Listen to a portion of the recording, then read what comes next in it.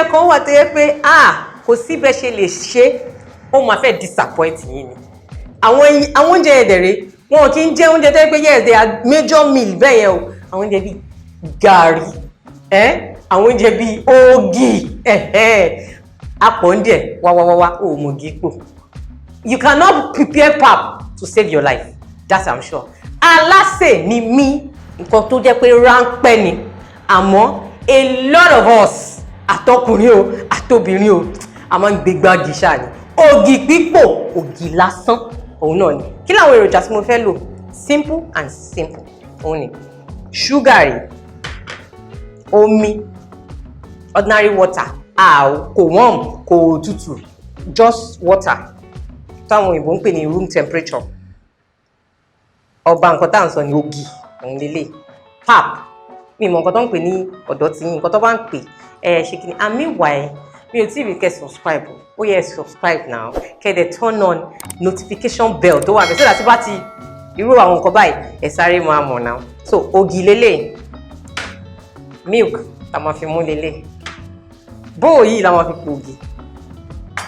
kíákíá màá kọ́ yín bó ṣe ń ṣe é sí.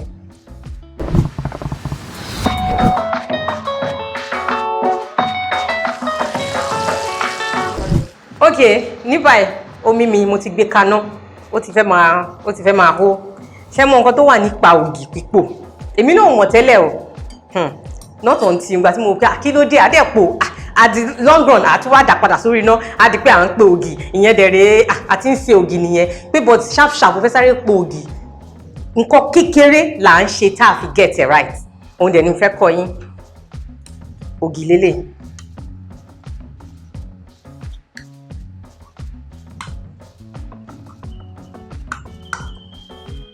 omi wá tiẹ̀ ti hó gan so màá rọra lò iná màá lè fi sáré prepare ok ẹ máa túká dáadáa ìdí tí mo fi ń túká ni pé kó má bàa di kókó ẹ rí pé mi ti fi omi sí reason tí mo ṣẹ̀ṣẹ̀ ń túká ni pé ògì mi ó ti wà nínú kíní tẹ́lẹ̀ ọwọ́ mi mọ́ ó ti wà nínú fridge so ẹni tẹ́ bá mọ ògì ṣe láti ilẹ̀ ẹ rí spoon yìí kínkínní ni a máa fi dissolve ẹ̀ a fẹ́ fi yọ tẹ́tìrì mo ti mix ẹ̀ báyìí ẹ̀ lè da kíní sí torí ó sì tíì ó sì dàbí ìgbà tó yẹ pé wọ́n ṣe ẹ mọ̀ ó sì le tẹ́ bá da kíní sí báyìí kò lè jiná bẹ́ẹ̀ ni ògì máa ń jiná ọ̀sẹ̀ bá mú ògì mi báyìí ẹ máa fẹ́ lọ sí toilet ni so ṣẹ́rí pé síbi kékeré yìí òun ni mo bù màá tún wá add little again mi ìdátàn o ṣẹ́rí báyìí ẹ ṣàjẹ́ ẹ máa bá mi ká lọ reason tí mo fi ń ṣe báyìí ni pé kí ògì yẹn kó fọ́ dáadáa kó dẹ̀ smooth so consistency tá à ń wá èmi ò tí ì get ẹ̀ because bó sì ṣe wà ẹ ti rí bó sì ṣe pọ̀tìkọ̀ ó sì thick nǹkan tá a fẹ́ kọ́ nìyẹn màá tún add omi kínkínní sí àti ilẹ̀ lògì ti máa ń wọ́ tó bá ti wọ́ láti ilẹ̀ kò sí ẹ kúkú dà lé ná kẹ máa ṣe kí ni kẹ máa sè é jẹ́jẹ́ ṣẹ̀rí nǹkan tá à ń wá lélẹ̀ kò ṣàn jù kò tíìkì jù ẹ fi sí báyìí nǹkan tá à ń wá ni kò ṣàn jù kò dẹ̀ tíìkì jù àti pé ẹlòmíì máa ń tètè rush ó máa ń fi ṣúgà sí ṣúgà máa ń jẹ́ kí nǹkan lami ẹ mọ̀ nǹkan tó ń jẹ́ lami àwọn òyìnbó ń pè ní watery ó máa ń jẹ́ kó lami tẹ́ bá fi ṣúgà sí ṣúgà máa sáré tún adùn ẹ̀sìn right but ó máa tún jẹ́ kí omi sáré ó ní bó ṣe máa jẹ́ kí omi ṣáà ọ̀kọ́ sí mi mọ reason bẹ́ẹ̀ but àwọn scientists lè sọ reason but ó máa ń jẹ́ kí nǹkan lami so ẹ má add sugar sí tá bá ti prepare tán la máa add yẹn sí ẹ ti rí báyìí consistency ta fẹ́ lélẹ̀ bá ṣe fẹ́ yẹ kó rí lélẹ̀ kó má ṣàn jù kó má tíìkì jù náà omi wa ti hó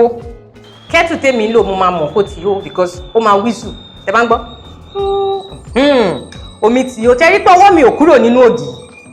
ẹ máa keep stirring it because ẹ máa rò ó lọ títí tómi yóò bá tí hò kò ṣe pé ẹ máa rò ó lọ títí tómi máa fi hó but tẹ́ bá ti rí pé omi yín ti hó ẹ máa try láti rò because ó máa sinlẹ̀ ògì máa ń sinlẹ̀ á tún ti lé nílẹ̀ ńlẹ̀ ìyẹn kò ní jẹ́ ó jiná nísìn ẹ rí so now mo máa gbé omi yìí ògì ó nídìí kíákíá ṣẹ́rí màá wá ṣe báyìí màá wá máa dà sí round kíákíá ṣẹ́tìrí ẹ má ẹ̀kọ́ ṣán jù ní báyìí màá sáré ṣe báyìí gbángán bó ṣe rí yẹn èmi ti paná di bọ́ọ̀tù ẹ máa ra fílẹ̀ fún some seconds tó ti yé yín mò ń bọ̀ fẹ́ sáré clear a ti fílẹ̀ fún some seconds now a máa stir ẹ máa yí Alase ni mí tó bá follow ìlànà yìí bí mo ṣe rọra kọ́ ẹ kó wá tún sọ pé kí wọ́n gbọ́ pé o lọ kí àwọn boyfriend ẹ̀ làbó lọ kí àwọn ìyá ọkọ ẹ̀ wá ní òpògì wá ní àmà nínú mi ní kó kúrò as my fans irọ́ o èmi máa ń wọ̀ rẹ̀ kan rẹ̀ but àmàjà ṣé ti rí kí ló dé ta ló sọ pé kò pọ̀ kẹ̀ Alase ni mí tẹ́ bá ń gbọ́ you can't find you can't know you sabiku you be wife material àbí wàá lọ ṣe kọ bẹ́ẹ̀ ni that's it ó ti tán gẹ́lẹ́ báyìí ni ṣé ti rí kò dí kókó ní báyìí ẹ ti rí consistency tẹ́ fẹ́ lélẹ̀ bẹ́ẹ̀ ṣe fẹ́ jẹ́ kò ṣàn jù kò tíìkì jù ó dẹ̀ smooth lórí àmọ́ wá ṣe hard sugar ẹ̀yin tẹ́ máa ń jẹ sugar ẹ̀rọ sí ní tèmi báyìí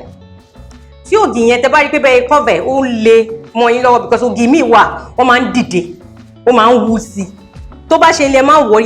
ẹ máa rò lọ ẹ máa wá máa hard omi yín tó gbóná yẹn kò di dandan kó tún hó mọ́ ẹ máa hard ẹ̀ ó máa fún yín ní bó ṣe máa fún yín náà ni títí tẹ́ máa fi èmi ò láì kógì mi thick láì ṣe custard ṣó ti yé yín so bógì ṣe máa rí lélẹ̀ ó máa dàbí kókó ẹ ti rí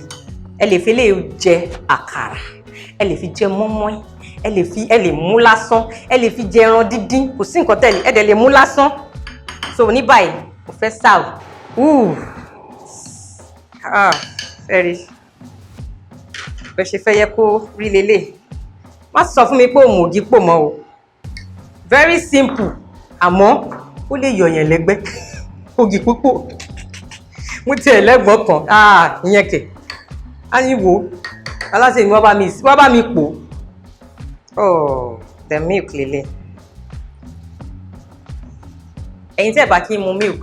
ẹ lè skip bíbá kò kàn dandan kẹ́ fi sí tó bá dẹ̀ pé máa mu sugar dáadáa ni ẹ lè hard àmú gbogbo nǹkan ìwọ̀ntúnwọ̀nsì ni kò yẹ kó máa pọ̀ jù so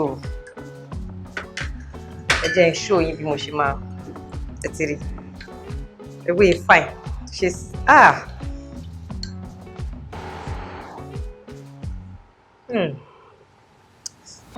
ẹ wò kan mi ní fẹ́ mú jù kí n má lọ bá gbogbo lip gloss mi jẹ́